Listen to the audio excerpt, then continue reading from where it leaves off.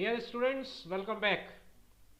एक लंबे अंतराल के बाद मेरा ख्याल है कि 2021 में ये मेरा पहला वीडियो होगा। लास्ट वीडियो मैंने अपने चैनल पर 31 दिसंबर को डाली थी। उसके बाद से कुछ अलग अलग कारणों से परेशान रहा, तो मैं इस बीच में एक्टिव नहीं रह पाया। और यूट्यूब पर ये 10वीं कक्षा के विद्यार्थियों के लिए, जो कि सीजी बोर्ड से अपनी परीक्षा दे रहे हैं, उनके लिए ये मेरा वीडियो है। और आज कुछ खूबसूरत सवाल लेकर के मैं आपके सामने हाजिर हुआ हूँ फिर से, जो आपके एनुअल एग्ज़ाम के रिगार्डिंग बहुत ही इंपॉर्टेंट हो सकते हैं, आपके लिए बहुत काम आ सकते हैं। तो मैं कोशिश करूँगा कि आपको उन सवालों की जानकारी भी दूँ, साथ साथ उनके बनाने के तरीक़ों पर बात करें। और बड़े आसान आसान से सवाल हैं, एक एक करके स्टार्ट करते हैं और समझने की कोशिश करते हैं। पहला प्रश्न है, x square minus one upon x plus two में क्या जोड़ा जाए कि योगफल 1/x-2 प्राप्त हो जाए। आसान है सवाल, आप अगर इसको ध्यान से समझ पा रहे होंगे तो देखिएगा। इसमें ये कहता है कि x square minus one upon x plus two, मैं मान लेता हूं कि इसमें मैं के जोड़ रहा हूं। माना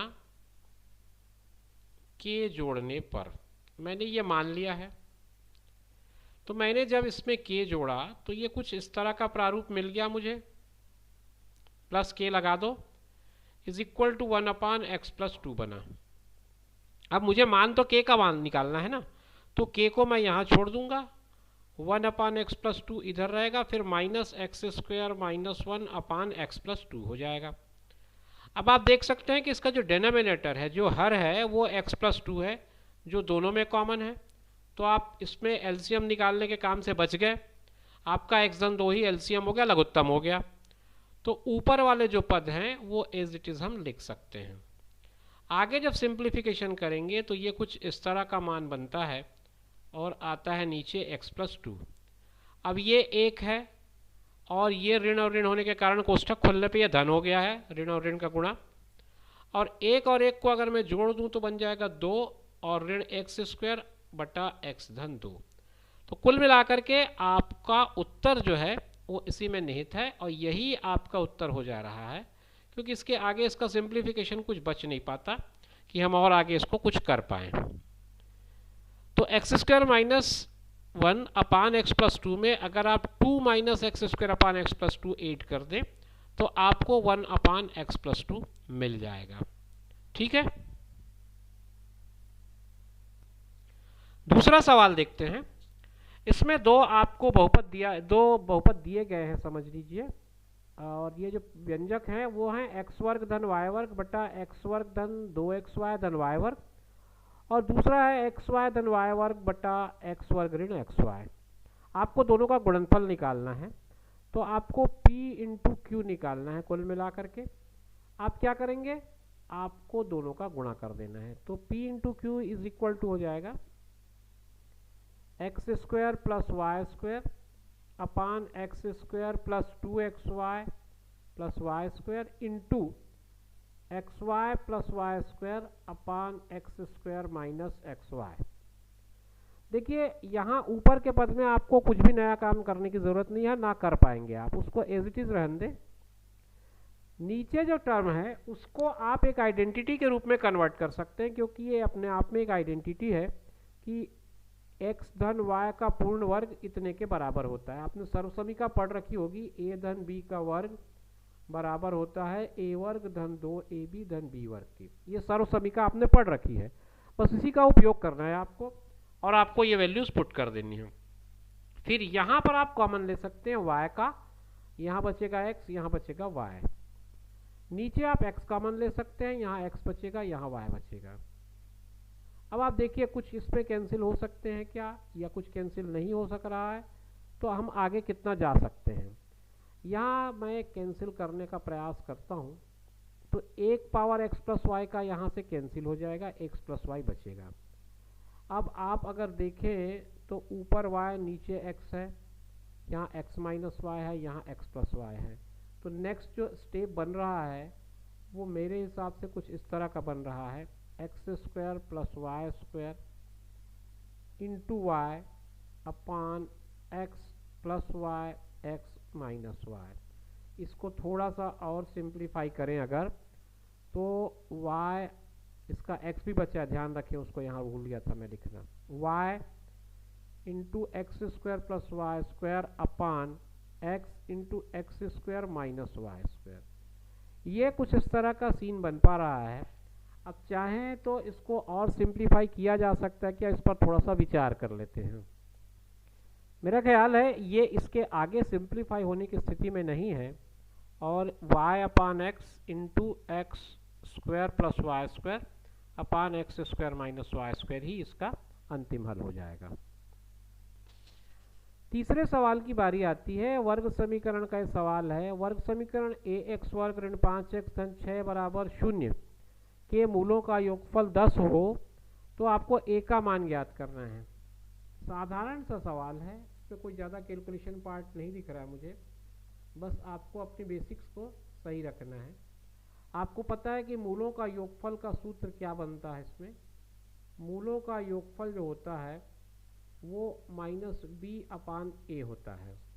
अब इसकी तुलना अगर आप करते हैं a x square plus b x plus c is equal to 0 से, तो उस हिसाब से आपके सवाल में ए की जगह ए ही है, बी की जगह -5 है और सी की जगह 6 है, तो -5 और ए की जगह फिर ए आ जाएगा।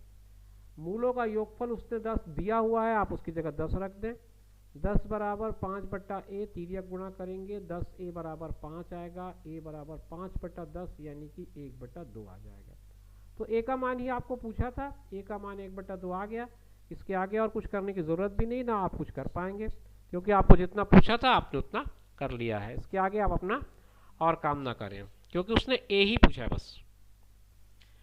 एक सवाल और देखते हैं। के किस मान के लिए समीकरण 2kx वर्ग ऋण 8x धन के मूल बराबर होते हैं। आपके पास जो समीकरण है वो है 2kx वर्ग ऋण 8x धन k बराबर 0। इसकी तुलना आप करिए मानक रूप से ax स्क्वायर धन bx धन c बराबर 0 से।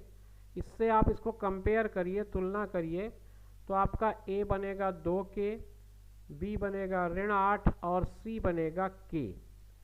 अब आपको करना है कि मूल बराबर होने का प्रतिबंध लगाना है।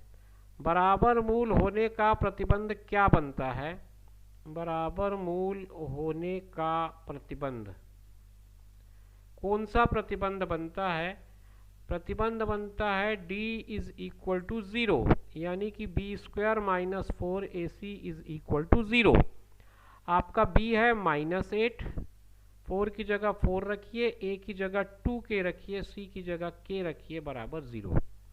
8 का स्क्वायर 64 हो गया, 4 दूनी 8, k वर्ग हो गया, बराबर 0। आगे चलेंगे तो -8k स्क्वायर यहीं रहने दे, 64 उधर चला गया, माइनस माइनस कैंसिल कर सकते हैं आप। k square is equal to 64/8 आया। 8 से आप कैंसिल करेंगे तो 8 टाइम्स ही जाएगा, तो k स्क्वायर बराबर 8 आया, तो k की वैल्यू आई प्लस माइनस √8 यानी कि 2 वर्गमूल 2। मेरा ख्याल है यही आपके सवाल का जवाब होगा। एक बार आप चेक कर लेना कैलकुलेशन में, यदि कोई गलती कहीं आई हो तो उसे ज़रूर आप एक बार सेट कर लें, कहीं कोई मिस्टेक नहीं होनी चाहिए। एक और आसान सवाल के साथ इस वीडियो को हम ख़त्म करेंगे, ज़्यादा लंबा वीडियो नहीं है ये। परिमेय व्यंजक x square minus 5x plus 6 अपान 2x स्क्वायर माइनस 8 को न्यूनतम पदों में व्यक्त करिए। न्यूनतम पदों में व्यक्त करिए मतलब आप इसको सिंप्लीफाई कर दें। आपके पास जो समीकरण परिमेय व्यंजक है वो इस तरह से x square minus 5x plus 6 अपान 2x स्क्वायर माइनस 8। ऊपर के पद को आप मध्य पद की तरह से तोड़ दें तो ये हो जाएगा x square minus 2x minus 3x धन 6। 2 और 3 में मैंने स्प्लिट किया इसको, नीचे 2 कॉमन ले लिया, x स्क्वायर माइनस 4 बचा। ऊपर आप इसको दो पदों को रीग्रुप कर लीजिए आप, तो यहाँ पे x कॉमन निकला और यहाँ x ऋण 2 बचा, यहाँ 3 कॉमन निकला, x ऋण 2 बचा। नीचे भी एक सिंप्लीफिकेशन बनेगा, x वर्ग ऋण 2 वर्ग हो सकता है ये। ऊपर देखिए x ऋण 2 दोनों में से कॉमन निकल गया, x ऋण 3 यहाँ बच गया। यहाँ पे 2 आपका कॉमन था ही, x ऋण 2 x धन 2, ये आइडेंटिटी मैंने यूज़ की है। अब आप इस पर कुछ कैंसिलेशन का काम कर लीजिए, जो आसान सा दिख रहा है मुझे, x माइनस टू से कैंसिल हो जा रहा है, बस इसके अलावा मुझे नहीं दिखता कि इसमें और कुछ करना है। तो ऊपर आपका आ गया x माइनस थ्री, नीचे आ गया 2 इंटू एक्स प्लस टू। यही आपके सवाल का आंसर हो जाएगा। ये इसका न्यूनतम पद है, मतलब इसके आगे अब इसको हम सिंप्लीफाई नहीं कर पाएंगे। तो डियर स्टूडेंट्स, ये मेरा आज का वीडियो था 2021 में। जैसे मैंने कहा, ये पहला वीडियो है, काफ़ी दिनों बाद आपके सामने लौटा हूँ। तो इसको देखिएगा और आगे फिर कोशिश करूँगा कि कुछ और वीडियोज़ आपके लिए बना पाऊँ। बहुत जल्दी मिलूँगा फिर आपसे, तब तक के लिए टेक केयर, बाय बाय।